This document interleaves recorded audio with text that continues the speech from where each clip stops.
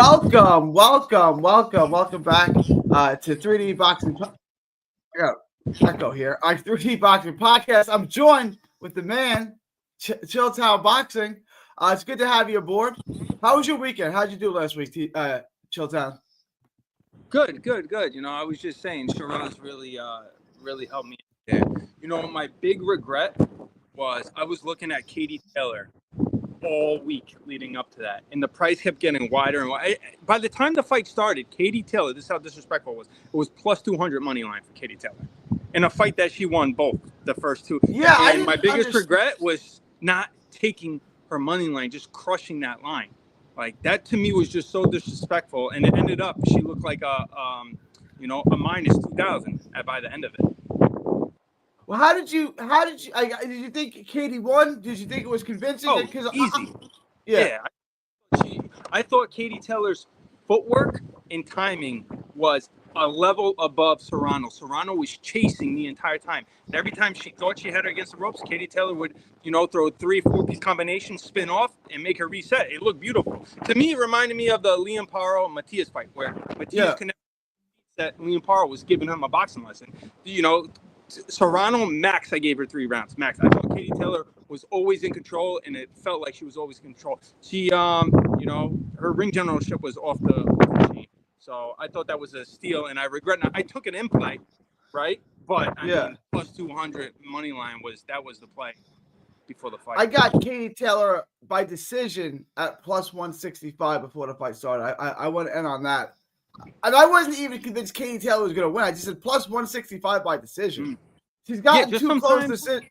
Yeah, she's got too close to sit. Sometimes you have to take the value. Sometimes you start understanding, like, you know what? When the books make a mistake, you got to play that. And that's exactly what it was. The books made a mistake. Outside of that, how was the rest of the weekend? I made some money on the Shiraz knockout as well. I made some money. It was all in all, I think it ended up being my second best weekend ever, and that was even with missing the Metcalf, the parlay with Metcalf when they stopped the Metcalf fight for no reason. I had that to go the distance. Yeah, I had to go the distance. That's all I needed. And And she went back to the corner and told the ref, like, stop checking up on me. I'm fine. And the ref was like, I don't like how you're reacting to the punches. Stop it. A horrible stoppage. So is this confirmed that the ref stopped it out of spite? Is that kind of confirmed? I don't know. Confirmed. That's how I read it in play. I didn't like how she was reacting to it either. But when she went back to her corner, she was fine. And she's telling the ref, I'm fine. The doctor is saying, gonna let it continue. So to see a ref stoppage like that was very, very odd. I don't know. It did seem kind of on a spike. It was weird. Look, if you're gonna bring the doctor, don't you take the doctor's opinion? I mean, like, that's what was the point of bringing the doctor in? Where's the respect? She is the champion. She was the defending champion. I don't know. I the whole weekend I thought was very, very fluky with a lot of that play, and then I thought some of the decisions were very fluky. But that's how it goes sometimes. Yeah. What do you think about the Morrell decision? That's my poll question. I got to ask the audience. Yeah. Look, I thought Imam clearly won 6-4. Really? I could not see 5 rounds from Morrell. I thought Imam cleared the first 5, and then took 6. So even at 5-5. Morrell's losing that because there was a knockdown. But this is the thing where you got to understand, and I said this on a betting show before, why I didn't trust Morrell, but it wasn't enough for me to take Imam. And Morrell hasn't looked good since he was at 175. I thought he looked very, very suspect against Hot Rod and against David Benavidez. David Benavidez isn't, he just came up to 170. It was 2 168-pounders fighting at 175. I thought Morrell lost a step. He's not as athletic and not as fast as he was at 168. I agree. -6, -700 on a guess that maybe he'll look the same that he did at super middleweight. And it turned out that guess was right. I thought he looked way slower against Imam than he did in any of his fights at 168. He didn't have the same bounce in his step. He didn't have the same reflexes. You see where I'm going with this? So, but boxing is a business. There is no money for Imam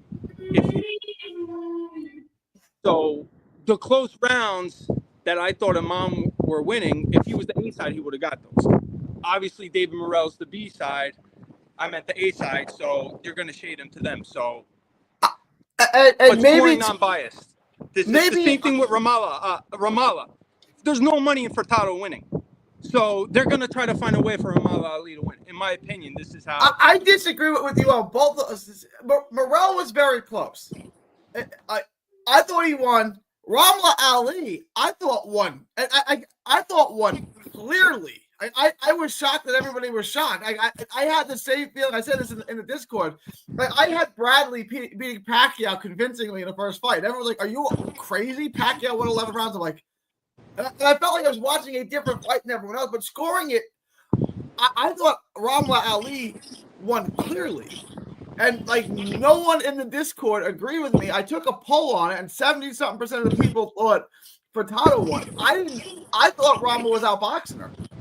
Yeah, I mean, look, I'm in like 6 or 7 other series, like sharp handicap betting groups. Yeah, and not one of them had Ali win.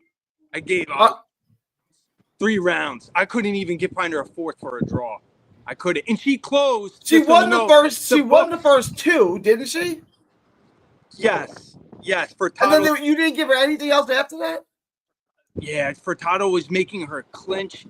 Furtado was walking her down. You know, the books even had her closing as the underdog. That's what you said. I wasn't live. But I didn't think. Yeah.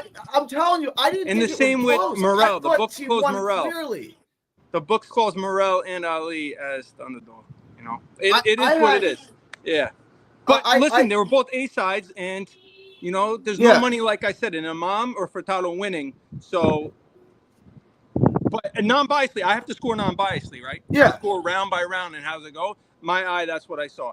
I saw, you know, Morrell win 4 rounds and Ali win 3. Well, 8-round fight, so 5-3. Yeah, 5. Morrell, and then I said, Morrell. I see what you said. Yeah, Morrell winning 4. Those I said, rounds, yeah, you broke up a little bit. Okay, I got you. Yeah. I thought I said I tweeted during the Morrell fight. I said if Morrell wins the last round, he's safe, and I thought he won the last round. He did. I thought he won 6-4, and he gets the extra point. So it was. I had 95-94 Morrell. Hey, I also thought the Savannah Marshall was a bad decision. I thought she won. I didn't see it. Yeah, she won on my card by 1.2. But that was it was every round. I thought that was really a tough fight to score. As long as you gave me a close decision, I was fine with that, however it turned out. Yeah. But most people I've spoken to thought Savannah Marshall deserved that. Yeah, I was happy that Green won. Like, good for her. But it did, like... That's not how I scored. I know. Same with Puello. People are like, oh, Puello was a drug cheat. I'm glad I understand that, but I had Puello winning 7-5. I thought Puello won all the championship rounds. I thought... Here's what pisses me off about the Puello decision. I ran a poll. 7% of people think that Matias won the fight. 7 in my poll. I didn't speak to one person, not one, who thought Matias won the fight. Not one. But then none of the judges scored for Puello. Like not one judge in that whole building, not one of the 3 judges scored for Puello, but every other person watching it scored for Puello. And I hate it when they say, yeah, but it's a close fight. Every person I spoke to, every single one, 100% of them said Puello won, except for the 2 of the 3 judges. Explain that. Like, you know what I'm saying? Like, every other person watching it thought Puello won. I don't know many people that had Matias either. Like I said, I had it 7-5. Maybe you can make an argument for 6-6, but, you know, I don't know. But, like, it's close, so nobody gets upset about it. But, like, there's not one person I talked to who scored the fight for Puello. Not for Matias. Not one person who I spoke to scored the fight. But maybe... Like, just like I scored the fight for Ramla Ali and everyone thought I was crazy. Maybe, I don't know. Maybe, I don't know. It's subjective. There's a lot that goes. Very subjective. Yeah, very subjective. Like I said, I scored Bradley Pacquiao 1 for Bradley, 8-4. I thought Bradley won clearly, right? Like, and everyone's like, "Are you kidding me?" I'm like, "No, that's how I scored it." Bradley Pacquiao 1. How did you score it? I don't remember. You remember? Yeah. I still remember my score. 8-4 listen, Bradley. And everyone's like, "Are you kidding me?" I'm like, no. scoring weeks. Gary, I score fights every week, multiple cards, and then during the week I'm taping fights, and I'm doing it how I score. I don't go off what the judges seeing, so I'm doing. So it's like, yeah, I lose. But that always stuck with me because like it was like the robbery of the year. Everyone's like, "This is a horrible injustice." I'm like, that's how I got. I actually had a wider for Bradley than the judges did. All right. I want to get. This is a big week. I'm going to the Bam Rodriguez fight. I got my wife a media credential too, so I got like a date night for the fight. Oh, great. Yeah. I want to start with that. Bam Rodriguez, and how we saying his first, Cafu. We're just gonna say Bam and Cafu. Minus 2,500. I said, okay. Then I watched the tape on Cafu. Have you taped him? Yeah. He's good.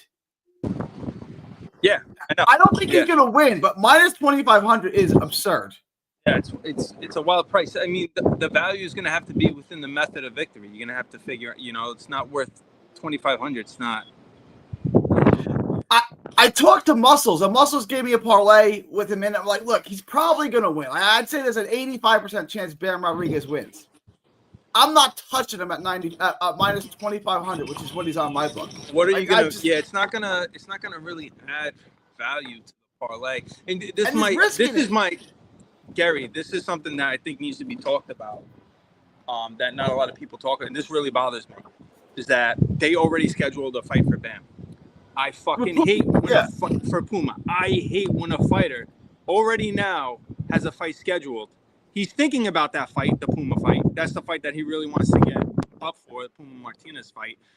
That's the big fight. And he's got this fighter in front of him who is very good and underrated. He's way better than his record suggests. And his big moment, this isn't Bam's big moment. I just hate it when a fighter has another fight already. It's like you're looking past the opponent in front of you already. And this opponent happens to not be a scrub. So, look, Bam is the superior athlete. Bam is in Texas, so Bam will get a decision. But this is a real fight. And we know that Bam fights down to his level of competition. He always has. When he has a big name in front of him, he gives a scintillating performance. When he fights a ho-hum opponent, he gives a ho-hum performance. That's just kind of what he does. And he's already looking past this fight. Honestly, I think this may be a fight where Bam gets a questionable decision. That's how I kind of feel about this fight. Yeah, I mean, it's tough to know what's because I'm just going to assume that he's the highest level of athlete and he's not looking past his opponent. But he could also go out and blow him out in 3 rounds. So, I don't think anything to domination or blowout to a questionable decision is all on the table because that we're weighing into this. My point is when Bam fought Christian Hernandez, Israel Gonzalez, when he wasn't fighting future Hall of Famers and pound for pound guys like Sonny Edwards at the time. He struggled. The rounds weren't clear. They were kind of ho-hum. Yeah. Yeah. No, the rounds weren't clear. I was like, oh, wow, Bam looked like he struggled this round and then the next round. No, I completely agree with you. That's why I wouldn't pay minus 2,500 or minus 2,000. Yeah. I mean. And I don't. Bam by stoppage, I've seen it. I don't have it on my book yet, but I've seen it on other books, minus 400 to minus 500. I don't feel confident Bam's going to get a stoppage. Cafu is good. I'm not convinced that he's going to get a stoppage. Yeah. I'm not sure, but then again, he could. I mean, he could, but at minus 500, is that worth the risk to you? No. That's what I'm saying. I'm saying there's a 50-50 chance he gets a stoppage. On a 50-50 bet, you're giving me minus 400 to minus 500 odds. I'm laying off that. I'm good on that. The math doesn't make sense to me. The juice isn't worth the squeeze. Yeah. I want to run through some of these. A fight that people are asking me about a lot. Lappin and Edmondson. Yeah. To go the distance, I like that. But who do you like in the fight itself? I like Daniel Lappin, but I think this is a major step up. This is a major step up for him, and I see why the odds are close. So I don't know if I'm gonna play it, but I think a good play would probably be fight to go the distance. I think that's the best bet. Yeah, to me, like I don't have the odds on that yet, but to me, like this is a fight that goes the distance. People want to know what you have on your ticket this week. What do you have on your slip this weekend? I haven't made my ticket yet. Look, it's only Monday. Odds are going to drop tomorrow morning for more fights. We have a lot of undercard fights that haven't dropped yet, and there's going to be a lot of price swings this week. So it doesn't make sense for me to make a ticket yet. But thank you for asking, Francisco. I locked in Barrios and Usyk. 2-leg parlay, both on the money line, minus 145. Give me your thoughts on that. That was one of the fights that I was talking about, where money will be coming in for Manny Pacquiao. You will get a better price for Barrios in the next few days. You think money's going to come in? This is insane to me. I was talking to a guy who will remain nameless, who has a big YouTube channel. It's an opinion I respect. And he was saying Pacquiao's going to win. He's 46 and hasn't fought in 4 years. And the last time he did fight, he looked like dog water against Ugas. A fight of Barrios would go on to destroy. Do you think Pacquiao has any shot in this fight? I'm not saying, just hear what I'm saying as far as taking the odds. I mean, I've been doing this for like obsessively the last 5 or 6 years. Manny Pacquiao historically, I think, is probably the most bet fighter in history. Money will be coming in. Money already, do you know the price that Manny Pacquiao opened at? Or let's say Barrios opened at minus 400, and some places higher. I don't know what he is today. I would assume minus 300s, lower 300s. Money's been shifting on my book. You're right. It's gotten better today. I got him at minus 3. It was minus 350 when I first looked at it. Okay. I locked him in at minus 300. He went down a little bit, minus 290. So he's minus 290 Some books have now minus 275. He's minus 290 now? On DraftKings, yeah. I locked it 2 days ago at yesterday at minus 300. Okay. And whatever went down to minus. So it's trending down. Yeah. Money's pouring in on Manny Pacquiao, and this week money's gonna pour in on Manny Pacquiao. So I think waiting to see how low the price can get on Barrios, because I don't think you're gonna miss out personally. So now whether he wins or not is completely different. But Manny Pacquiao's fan base, and you have a lot of casuals, they're going to be betting, same reason why people were betting Francis Ngannou to beat Andy. Yeah.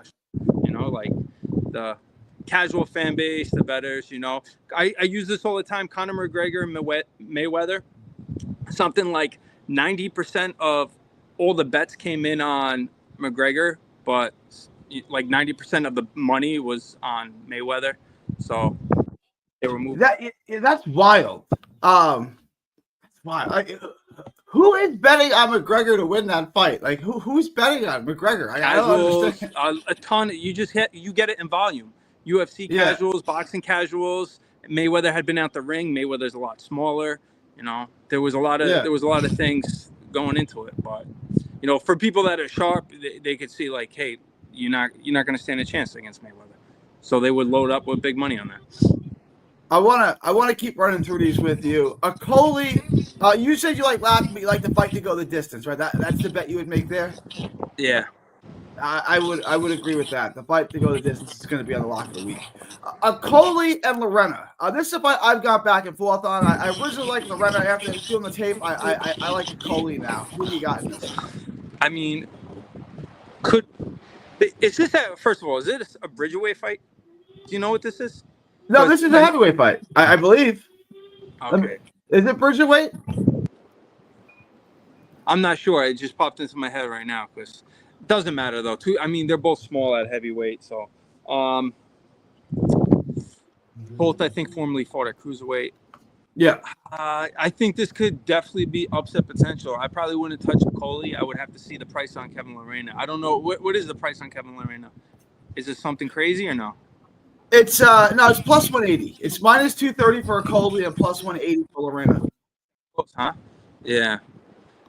Yeah. You know, Lorena did really good against Justice Hooney. He Yeah. almost stopped Dubois. Lorena could fight. He could fight. It's You just know, a Coley's had fight. some really bad performances. I don't like it, Coley, and that's why originally I was picking Lorena. I just don't think Lorena's going to be able to get inside on him. So I'm going to go with a Coley. Fight not to go the distance. Would you be interested in a bet like that? Lorena, only been stopped once, and that was a bad stoppage, right? That was the Dubois bullshit stoppage. The Dubois fight, yeah, which was I went back and watched the tape, why are we stopping this again? That's the only stoppage loss, correct? Yeah, and I'm thinking Okoli. I mean, he was buzzed a bunch of times for CBS. That was at cruiserweight. Yeah, it's probably. Yeah. I think it's gonna probably go the distance. You know, I could see this being sloppy. Okay. Yo, listen, Okoli's gotten points off for holding. He can be a clinchy, sloppy fighter. Yeah, he can. You know, yeah. I would really, before I would place a bet person, I would really have to look into it more. But just off you asking me on the spot, I think it would probably go distance. Okay. I mean, Lorena doesn't really. He's only got 15 knockouts and his 31 wins. I'm just thinking someone gets knocked out in this fight. I don't know. This might be a fight that's just best to lay off of. Usyk minus 300, Dubois plus 235. Minus 300 for Usyk is a steal for me. You know, I put it in the Discord. I said, how many rounds did you think, or not you personally, but people, how many rounds did you think Dubois won in the first fight? So, and then you got to say, not only did he win, he wasn't going to win if it went to the scorecards, but then he also got stopped. So, do you think that he's improved that much that he'd be able to either stop Usyk, who's never been stopped before, or beat him on points?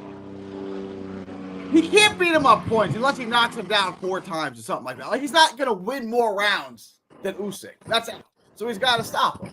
So if you're going to bet Dubois, just bet him by stoppage, no? Yeah. Do you really think that he's going to go in and win 7 rounds with Usyk out of 12? There's no way that's going to happen. The only way he gets him is if he catches him with something big, which isn't out of the question, but I wouldn't bet on it.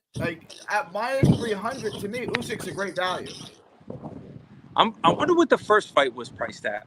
I don't remember, but I mean, obviously, Usyk's, Usyk's pound for pound, top 3. So yeah, it would take a very special performance from Dubois, something that we haven't seen before. Because the AJ performance was great, but look, how washed is AJ really? And no, for sure. Yeah, I mean, you got to take that, I think, with a grain of salt. AJ came in with his hands low, got caught early, and then it was, night. To be fair to Dubois, I did pick AJ to win that fight. A lot of people did. Yeah, of course. Yeah. I always say this about Usyk. Usyk is the greatest cruiserweight ever, and the best heavyweight of his era. So of the Fury, Wilder, Joshua era, the best heavyweight of that era is Usyk. And he's the best cruiserweight ever. So where does he rank all time? That's got to be pretty high. How many? He's the most disrespected guy. Maybe it's because he's from the Ukraine. They don't really have a fan base. But he's an entertaining fighter who's giving you fun fights, who's the greatest cruiserweight of all. He's got to be better than Holyfield. You got to rank all time. You got to rank him above Holyfield, right? Yeah, he's got to be. Yeah, Holyfield is not the greatest cruiserweight of all time, and Holyfield wasn't the best heavyweight of his era. That was Lewis. So, yeah, Usyk's got a phenomenal resume. He really does, and skill set. Yeah, phenomenal skill set. So, are you on board with that? Usyk minus 300. You got value there? I mean, most likely, yeah. I've said this before. I personally don't like betting heavyweight fights, but that doesn't mean what I bet and what other people bet. I have my own style of betting. So I agree with you on the heavyweights, but I make an exception here for Usyk, and here's why. Because Usyk's not a heavyweight. Usyk's a boxer who happens to compete in the heavyweight division, right? Wilder AJ, Dubois, those guys are heavyweights. Usyk is a great fighter who happens to fight in the heavyweight division, right? So, like, my point is, if you shrunk Usyk down to a middleweight, he'd be a great middleweight. If you shrunk him down to a lightweight, he'd be Lomachenko. Yeah. Gary, I'm on board with what you're saying. I completely understand. But unfortunately, the reality is he is fighting a heavyweight. And that heavyweight has some heavy hands. He's got heavy. No, I get it. Like Corey Sanders knocks out Klitschko. I get it. Things happen. I get it. Judge that night might have ruled that a body shot and not a low blow. That was very, very debatable. So let's just say if he didn't get the benefit of the doubt, Dubois could be up 1-0. So, if that was ruled and they counted him, I don't know. But that's just like, a hypothetical. For sure. But no, I completely get what you're saying. Completely get what you're saying. And that's one of Usyk's advantages, that he is a cruiserweight and he still fights like a cruiserweight because he has the footwork advantage, the hand speed advantage, the athleticism advantage. A lot of heavyweights lack all those things, and they really win by brute force or muscle, and that's not going to work with Usyk because he's a ring generalship master. Magsayo and Cuellar. I like Magsayo in this, but minus 750 for a guy. I'm not a big Magsayo fan, although I think he beats Cuellar. What are your thoughts on this? Yeah, the same. I like Magsayo, and this should be a fight that he wins, but I'm not crazy about the price. And I did tape his opponent. His opponent's decent. He's got heavy hands. He can fight on the back foot, his opponent. And is Magsayo gonna look? When you have a Mexican opponent, it really comes down to your game plan. Are you going to fight him like a Mexican? Are you going to do a Charles Conwell and fight this dude in the pocket? Because if Mark Magsayo does that, then he's going to give this dude a shot. Or can you use your superior skill set, make him miss and make him pay, which Magsayo is good at. So in all theory, in all world, Magsayo should win this. He's the more skilled fighter. But there's a couple of interesting ones I wanted to get your take on. Isaac Cruz minus 525 against Fiorot, who's plus 370. In a fight he almost lost. Yeah, that's super wide, right? I think Isaac Cruz is going to win, but really, this minus 525, I'm not touching that. That's a steep price to pay. Look, I think he's going to win too, but steep price. You throw some money on Fiorot at plus 370. It's plus 370.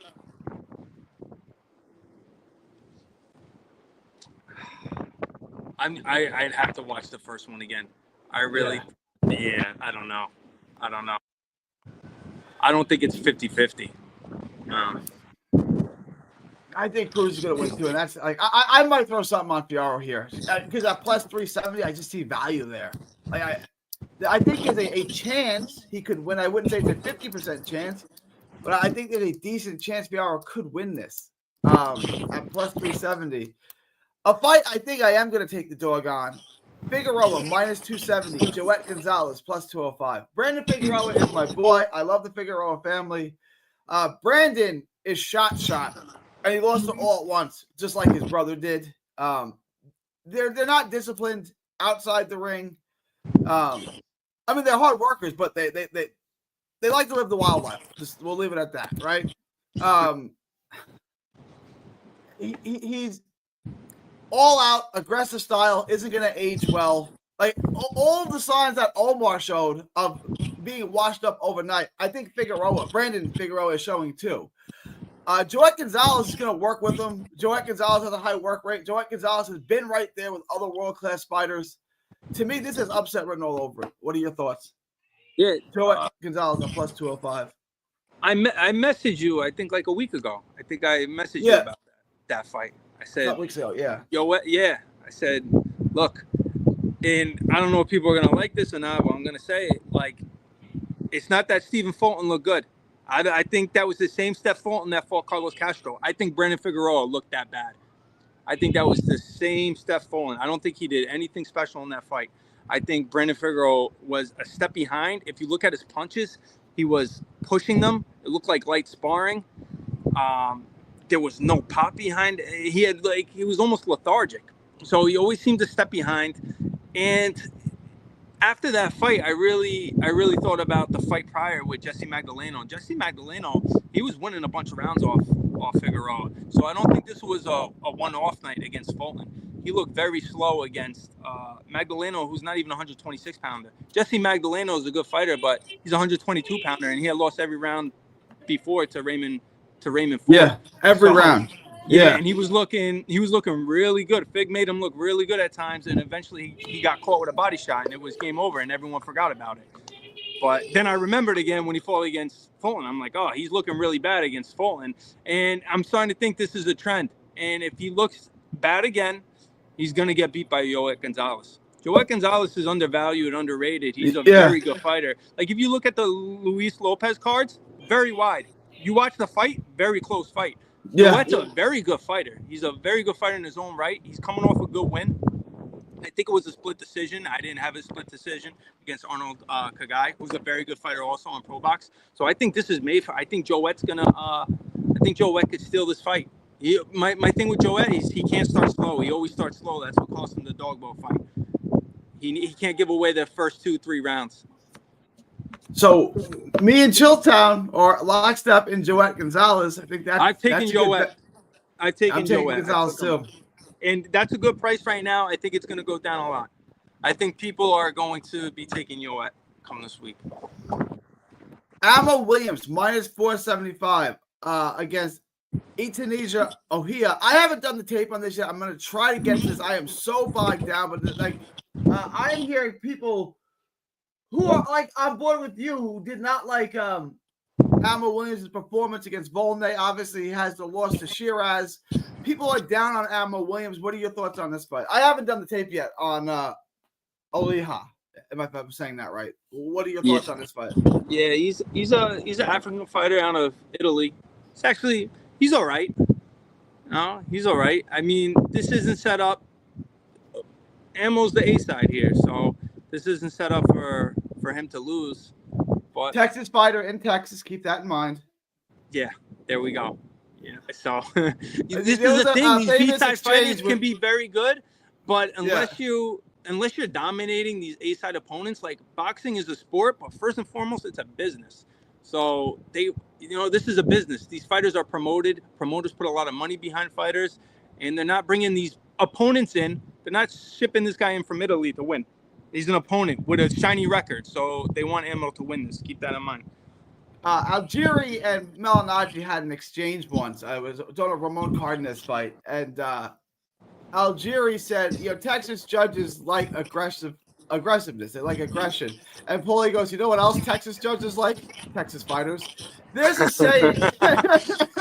That's great. There's a saying in Texas. Texas takes care of Texans, and Texans take care of Texas.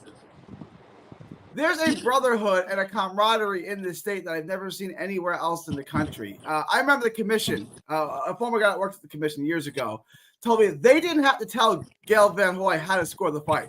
They knew if they put Gail in, Gail was going to give us a good old boy decision. We knew that he was already going to score the fight for the Texas fighter. We didn't have to ask him to do anything. So you get a Texas fighter in Texas. Ammo, the same way I think, if the Bam fight is close, Bam wins. If this fight is close, Ammo wins. Texas judges like Texas fighters. It's a part of life, guys. There you go.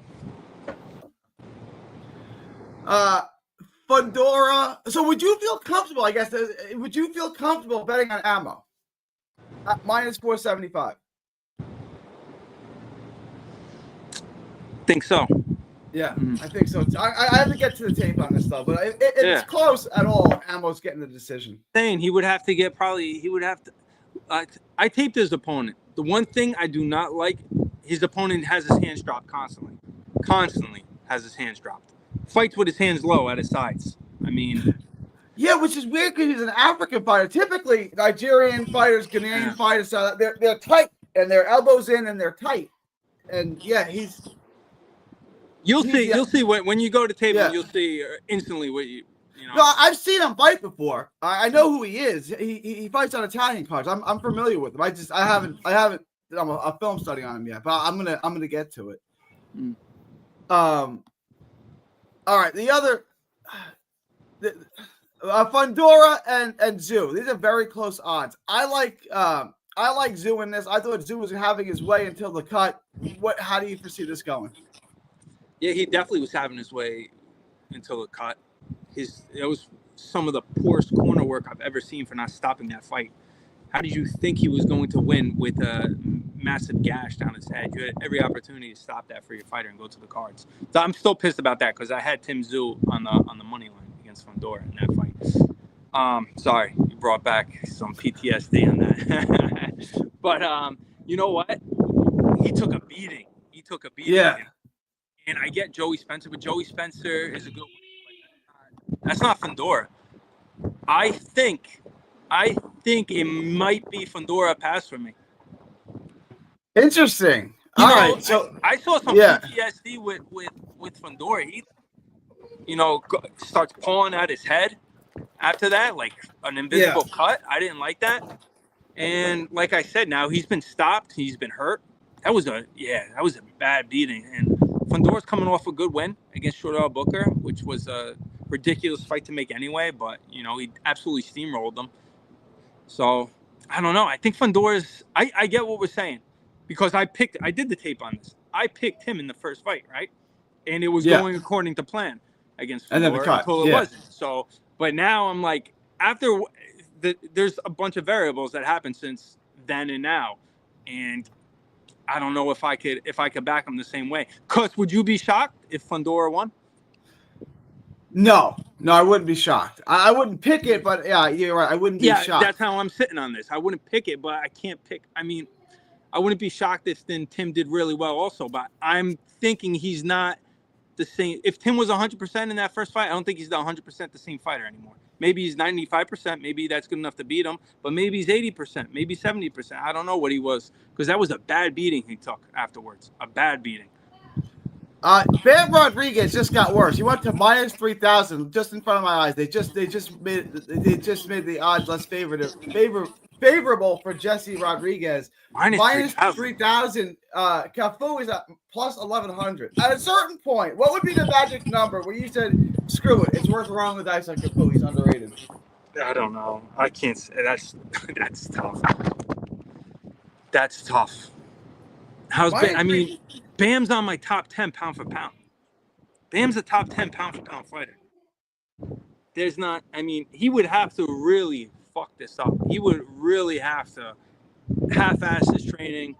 Yeah, it would have to be a Teofimo George Kambosos moment.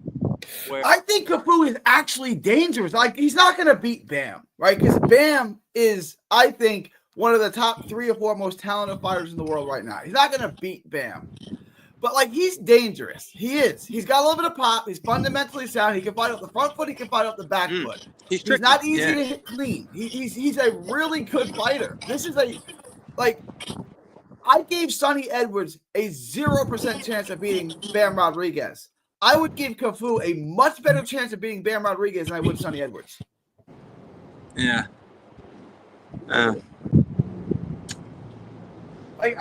He's not going to win. Bam's going to win because Bam is superior. But plus 1,100, I don't know. At a certain point, it just becomes like it's worth it. If I bet $100 on this, plus 1,100. If I was to bet on this fight, I would bet Cafu. I'm not. You might as well. You might as well just wait and see what the points would be because he should be like plus 2,000 at points. Yeah. Let's see. Do I have props on this?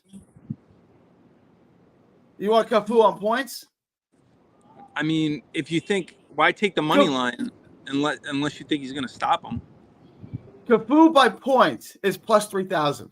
Yeah, you throw $100 on it. It's like, I mean, you know what though? It's an easy hedge. Like if someone put big money in on Jesse Rodriguez, you could just say, you know what? I'll hedge points on Cafu. Throw some in just in case. Cafu is at plus 3,000. Bam by stoppage is minus 475. Bam on points is plus 350 at Bam on points. Bam on points, is that a good bet? I mean, the best version of Bam though, like the best version of Bam can stop this dude Easily. So, But we just talked about how Bam fights down to his level of opposition. Yeah. I know. I mean, it's tricky, Gary. It's tricky.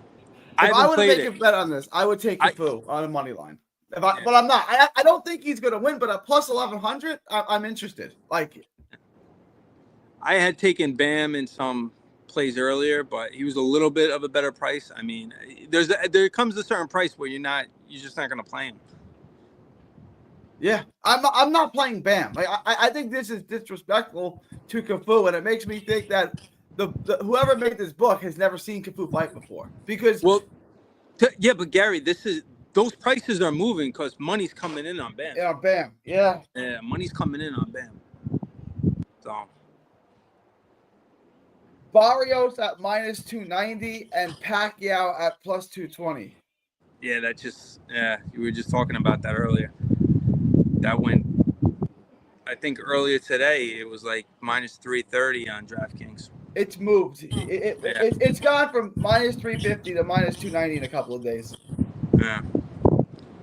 So that's you said you talked to a YouTuber that's on Manny Pacquiao, huh? You know, a San Antonio guy too, who's all in on Pacquiao. The Keith Thurman win is impressive. I don't remember how long ago that was, but it was 2019. It was 6-7 years ago. Keith Thurman was like Keith yeah. Because look, if I don't do triangle theories, but just so people have a point of reference, that same Keith Thurman won almost every round off like Mario Barrios. Destroyed Barrios over a 2-year layoff. Yeah, off a 2-year layoff. Like, and he gave Barrios a boxing lesson. And Manny Pacquiao beat Keith Thurman. So, but then you're gonna have these variables that we talk about, the variables that are outside of the ring, like Ugas destroyed Pacquiao and Barrios destroyed Ugas. Yeah, exactly. And then you have that. Yeah, Ugas also a southpaw. He had and Ugas was a late replacement. Remember that he was scheduled, I believe, to fight Errol Spence, wasn't he? Yep. Mm-hmm. Ugas came in as but he was on the card already training, so he got bumped up. So that was. Yeah, that's tough. All right, last one, and I'm getting some people who want to take McCumbee, and I think it's just that Caleb Plant blows. But Pacheco minus 1,800, Trevor McCumbee plus 800. I'm not betting Pacheco at 1,800. It's not worth it for me. That's that's the Bam. Like he's not worth minus 1,800. Yeah. But people were impressed with McCumbee against Caleb Plant. Do you think that has more to do with McCumbee or more to do with Caleb Plant? I think it's a little bit of both. I think McCumbee's better at 168. I remember him from years ago. I think he used to fight at 175. He was always a decent fighter. He's much better suited at 168. And Caleb Plant is Caleb Plant needs a certain style in front of him. So. But what is that style? Like I was. He needs a boxer.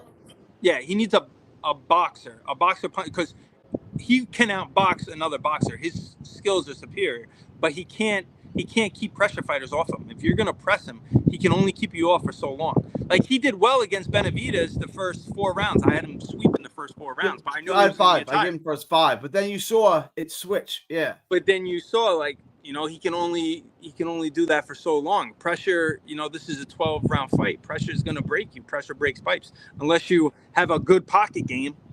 So, which he really doesn't. He's not. Shakur Stevenson, he is not. Yeah. Yeah, nobody's Shakur Stevenson. Shakur's in a level by himself. And I said Lomachenko is so lucky that he turned down the Shakur Stevenson fight. Top Rank, they're both in-house. Yeah. Top Rank offered Lomachenko his highest payday. This was like 2-3 years ago, and he turned it down. And I see why. Shakur would have, Shakur's too good. All right. So do you feel that's too wide, right? Minus 1,800 on Pacheco is too wide for you? Look, Diego Pacheco, I've been saying it for years. He's another one. He needs a certain style in front of him. Caceres, the Argentinian fighter, was outboxing him before he caught him. Yeah. You had Sean McCallum, who was outboxing at times, and then what was it? His last fight with Steven Nelson was outboxing at times. Like I see a lot of red flags with Diego Pacheco, but he's a fun fighter. Don't get me wrong. But I'm talking in terms of betting. You know, I don't think he should be at this price, and I think the right style is going to beat him eventually. You know, when you put him in the names with Mbili, Lester Martinez, Osley Iglesias, I mean, but this he should get past Trevor McCumbee, but you know, I'm not going to pay that price. Because he could get caught. He gets hit. I agree with you. I think Pacheco wins, but at minus 1,800. I don't love the odds on this. It's Barrios, and I like Barrios by stoppage. I honestly, what's that at now? Barrios by stoppage, which I love, by the way, because Pacquiao's 46, is plus 130. I don't see how else this ends. Pacquiao's 46. Unless Barrios carries him. I mean, somehow. Barrios is. I can't see that. I know Barrios well. I've known him for years. Yeah. You know, Barrios in his own right is coming off a poor performance. Let me just play devil's advocate. A very bad performance. Yeah. Abel Ramos got very lucky there. You know, there was times where I thought that fight could have got stopped. But where was the fight? Texas? What did Texas judges like? Yeah. Texans, yeah. Yeah. Yeah. I mean, I see why they picked Mario Barrios. Look, if he's the weakest of the welterweight champions, you know. For sure. Yeah. Yeah. So if you're going to give Manny Pacquiao a title opportunity that's the one you want. That's the one you want. You're not going to put him in with Brian Norman Jr., right? No. Come on. Yeah. Especially Barrios coming off that you know, questionable decision draw. So yeah. Well, I feel like if they put Pacquiao in with Ramos, a lot of people would pick Pacquiao. Ramos just beat Barrios. Like, we could say, like, it ended up being a draw. We all watched the fight. We all know who won that fight. Ramos. He was countering him, dude. You could every punch he was landing on Barrios was swelling his face. You could hear the thuds. You know, he had Barrios shook. He didn't want to commit to anything because he was too worried about getting what was coming back. Barrios is, and I love Barrios. He's a good friend of mine, but he's everything that's wrong with boxing. They found he did not have a sensational amateur career. He had an okay amateur career. They looked at him. He was 6 foot tall, 6'1", 122 pounds with power. And they just rushed him up, moved him along. Then he outgrew that and he became a 140 pounder. But at no point ever did they teach him how to fight. You look at him, he's still stopping, he still crosses his feet. Like, he's got so many issues that he never corrected. And it was just win in advance and get him a world title. And at no point in that process did they teach him how to fight. It's a problem. Yeah, well, that's why he got stopped by Tank, and then he got thoroughly outboxed by Keith Thurman. And Abel Ramos, too. Like, Abel Ramos beat him. Like, I know it's a draw officially, but we all watched the fight. We know how that happened. We know what happened there. Yeah, that was dangerous. Yeah, and you could see why he didn't want to rematch him. No, hell no. Yeah, hell no. Yeah, I mean, but that's the thing. What version of Manny Pacquiao are we gonna get? So he's 46 years old. Like, yeah, he was shot. The Ugas fight was 4 years ago. He was shot then. Yeah, I don't remember how many rounds I gave him. Maybe 4 against Ugas, but Ugas a completely different style. Ugas knows how to box.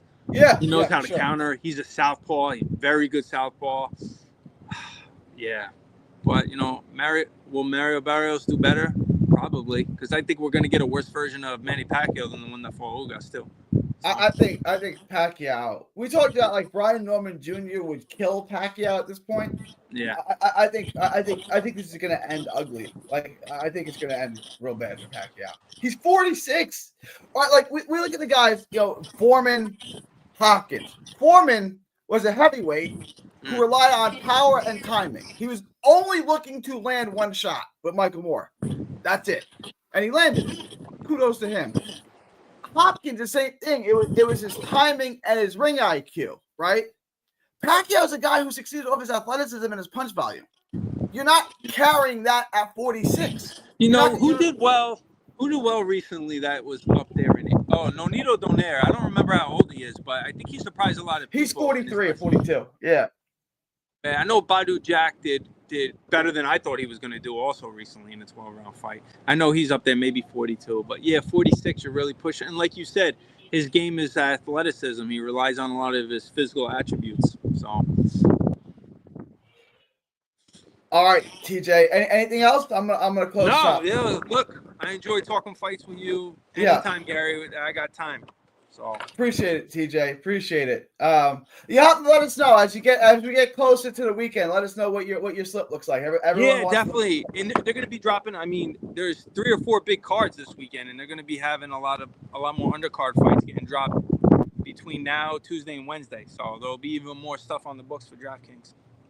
Appreciate you, Chilltown. All right, brother. I'll talk to you, man. Have a good one. All right, you too. Everyone, go follow Chilltown Boxing on Twitter. All right, y'all. I'm gonna wrap. I will be back live tonight, about 8:30 Eastern. Let's say. It is July 14th, 2025, from Texas to the world. Thank y'all, and God bless.